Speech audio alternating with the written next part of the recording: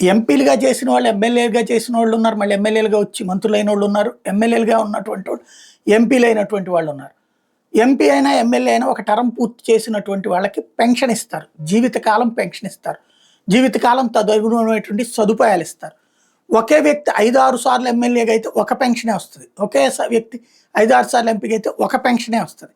అయితే MLA MP రెండుగా చేసినటువంటి వాళ్ళకి 2 పెన్షన్లు వస్తున్నాయి. ఇప్పుడు దీని మీదన ఒక ఉద్యమానికి పిలుపునిచ్చినటువంటి పరిస్థితి ఏదైతే వన్ పొలిటీషియన్ వన్ పెన్షన్ పేరుతో ఒక ఉద్యమానికి పిలుపునిస్తున్నటువంటి వ్యక్తి, అవసరమైతే నిరాదీక్ష చేస్తానంటూ విజయవాడలో చేస్తున్నటువంటి గణేష్ అనేటువంటి వ్యక్తి ఎంపీ ఎమ్మెల్యే 2 పెన్షన్స్ తీసుకుంటున్నారంటూ, ఇందులో చిరంజీవి, అశోక్ గజపతి రాజు, టీజీ వెంకటేష్, నాదెళ్ల భాస్కర్ రావు, తర్వాతన ఈయన ఇంకొక ఎవరితో కూడా మొత్తం ఒక 5-6గురికి సంబంధించినటువంటి కాన్సెప్ట్తో గణేష్ ఉద్యమాన్ని ప్రారంభించారు. 1953 ఏపీ శాసనసభ్యుల పెన్షన్ల చట్ట సవరణ తీసుకురావాలంటూ కొత్త చర్చని తెర మీదకి తీసుకొచ్చారు.